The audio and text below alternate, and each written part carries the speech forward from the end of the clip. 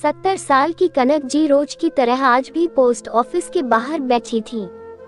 उनकी आंखों में उम्मीद थी। वह हाथ जोड़कर हर आने जाने वाले से बस एक ही सवाल कर रही थी, बेटा, मेरे पीयूष की चिट्ठी आई क्या? उनकी आवाज में इतना दर्द था कि सुनने वाले की रूह कांप जाए। पिछले 1 महीने से वह लगातार पोस्ट ऑफिस आ रही थी। उन्हें हर दिन वही उम्मीद थी, हर दिन वही निराशा थी। कर्मचारी भी उन्हें देखकर परेशान हो जाते थे। सच जानते थे लेकिन बता नहीं पाते थे, क्योंकि सच्चाई इतनी भयानक थी कि अगर कनक जी को पता चल जाए तो शायद वह उसी पल टूट जाएं। उनका बेटा पीयूष, जो कभी अपनी मां को रानी बनाने के सपने देखा करता था, अब इस दुनिया में नहीं रहा था। लेकिन कनक जी को ये बात नहीं पता थी और उनकी उम्मीद ही उनकी जिंदगी बनी हुई थी। उधर घर में हाल और भी बुरा था। भतीजा नवीन और उसकी पत्नी ललिता उन्हें बोझ समझने लगे थे। एक दिन ललिता ने ताने मारते हुए कहा, हमने क्या वृद्धाश्रम खोल रखा है? अब पैसे भी कम आने लगे हैं और तुम ऊपर से बीमार रहती हो। कनक जी का दिल चीर गया। उन्होंने धीमे से कहा, अगर मेरी जगह तुम्हारी माँ होती तो क्या तुम उससे भी ऐसा ही बोलते क्या? लेकिन जवाब में उन्हें सिर्फ अपमान मिला और उस दिन से उनका सम्मान, उनका हक सब छिनता चला गया। नवीन और ललिता की बातें अब और जहरीली होती जा रही थीं। एक दिन तो ललिता ने साफ कह दिया, अगर पैसे नहीं आए तो तुम्हें घर से निकाल देंगे। कनक जी को नीचे अंधेरी कोठरी में डाल दिया गया। 2 वक्त की सूखी रोटी और ऊपर से ताने। लेकिन उसी बीच एक इंसान था, पोस्टमैन पंकज, जो हर महीने आता, पैसे देता और सबसे बड़ी बात, कनक जी की उनके बेटे से फोन पर बात करवाता। असल में वो बेटा नहीं था, वो पंकज का दोस्त पुनीत था, जो बेटे बनकर बात करता था। पंकज अपनी जेब से पैसे देता था ताकि एक माँ की उम्मीद जिंदा रहे। एक दिन पुनीत ने पूछा, क्यों करता है तू ये सब? पंकज की आंखें भर आईं। जब इन्हें देखता हूँ तो अपनी माँ दिखती है। मैं उन्हें दोबारा खोना नहीं चाहता। ये सुनकर पुनीत भी चुप हो गया और उसी दिन तय हुआ, अब सिर्फ झूठी उम्मीद नहीं, कुछ बड़ा करना होगा। एक दिन पंकज ने फैसला किया कि अब कनक जी को उस नरक जैसे घर से निकालना होगा। उसने नवीन और ललिता से कहा, इनकी चिट्ठी आई है, अब पैसे नहीं आएंगे, क्यों ना इन्हें वृद्धाश्रम भेज दें। बस इतना सुनते ही दोनों तैयार हो गए। उन्हें तो बस बोझ हटाना था। कनक जी जाने को तैयार नहीं थीं। उनको लग रहा था, मेरा बेटा आएगा, मुझे यही मिलेगा। लेकिन पंकज ने उनका हाथ थामा, मुझ पर भरोसा करो अम्मा। वो उन्हें आश्रम नहीं बल्कि एक सुरक्षित घर ले गया। कुछ दिन बाद कनक जी को शक होने लगा। एक दिन उन्होंने पंकज से कहा, मेरी कसम, सच बताओ, क्या मेरा बेटा अब नहीं आएगा?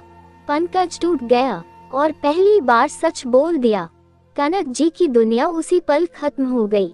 लेकिन उन्होंने सिर्फ इतना कहा, तूने गलत नहीं किया बेटा, तूने मुझे जिंदा रखा। जब पंकज ने अपना सच बताया तो असली कहानी सामने आई। वो कोई अजनबी नहीं था, वो वही बच्चा था जिसे कनक जी और उनके पति ने बचपन में सहारा दिया था, जिसे उन्होंने प्यार दिया था, जिसे उन्होंने अपनापन दिया था। आज वही बच्चा बड़ा होकर उनका सहारा बन गया था। कनक जी रो पड़ी, तू ही मेरा असली बेटा है। पंकज की पत्नी नेहा भी बोली, उन्हें घर ले आते हैं, हमें मां मिल जाएगी। और उस दिन कनक जी को सच में एक नया परिवार मिल गया। लेकिन उनकी सोच अब भी बड़ी थी। उन्होंने कहा, मेरी संपत्ति वृद्धाश्रम को जाएगी ताकि कोई माँ ऐसे ना तड़पे। कोर्ट केस हुआ, नवीन ललिता की बेइज्जती हुई और आखिरकार कनक जी को न्याय मिला। कनक जी ने जब यह फैसला लिया कि वह अपनी पूरी संपत्ति वृद्धाश्रम के नाम करेगी, तो जैसे पूरे गांव में हलचल मच गई। नवीन और ललिता के पैरों तले जमीन खिसक गई।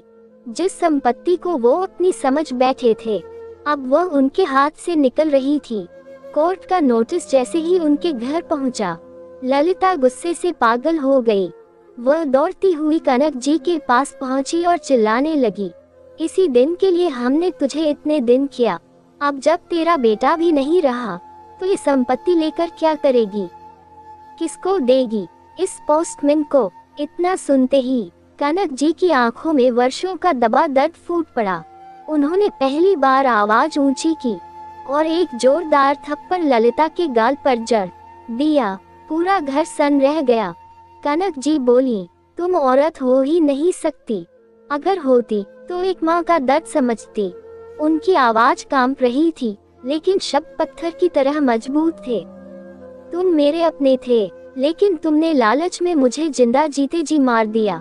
फिर उन्होंने पंकज की तरफ इशारा करते हुए कहा, और ये गैर होकर भी मेरा सहारा बना। अगर यह चाहता तो मैं सब कुछ इसे दे देती, लेकिन ये लेने वाला नहीं देने वाला निकला। पूरा गांव ये सब देख रहा था। नवीन और ललिता की इज्जत उसी दिन मिट्टी में मिल गई। रिश्तेदारों ने मुंह मोड़ लिया, लोग उंगली उठाने लगे और आखिरकार कोर्ट ने फैसला कनक जी के पक्ष में दिया।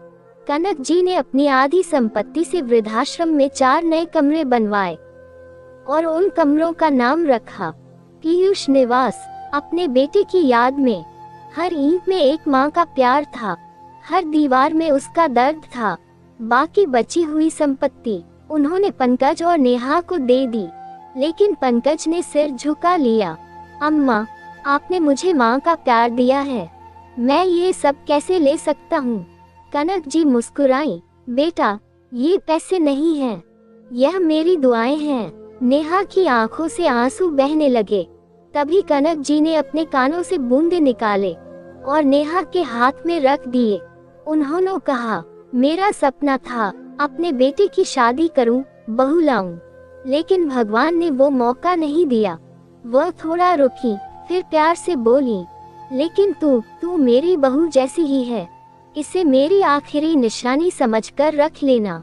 नेहा फूट फूट कर रोने लगी, जिसने सबको तोड़ दिया। कनक जी ने फिर धीरे से कहा, अब तुम लोग मुझे यही रहने दो, मैं अपने बेटे की यादों के साथ यही रहना चाहती हूँ। पंकज बोला, अम्मा आप हमारे साथ चलो, लेकिन कनक जी ने सिर हिला दिया, नहीं बेटा, अगर मैं तुम्हारे साथ रहूंगी तो एक दिन तुमसे बिछड़ने का दर्द सह नहीं पाऊंगी। यही मेरी आखिरी मंजिल है। पंकज और नेहा चुप हो गए, लेकिन उन्होंने हार नहीं मानी।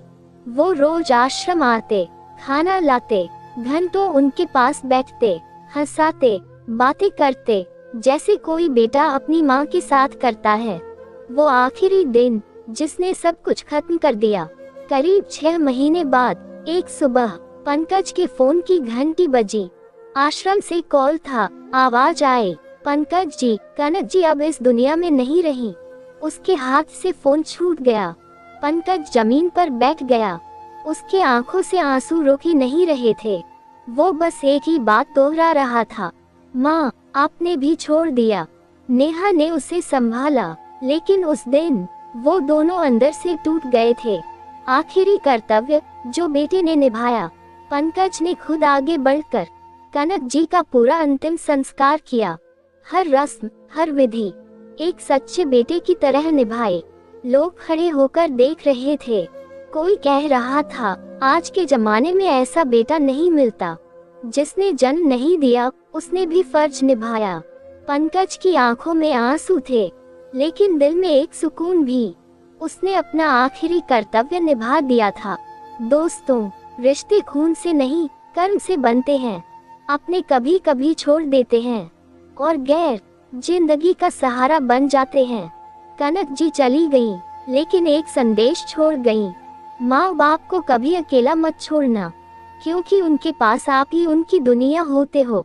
तो दोस्तों, अगर कहानी पसंद आए हो तो वीडियो को लाइक करें, चैनल को सब्सक्राइब करें और अपनी राय कमेंट में जरूर बताएं।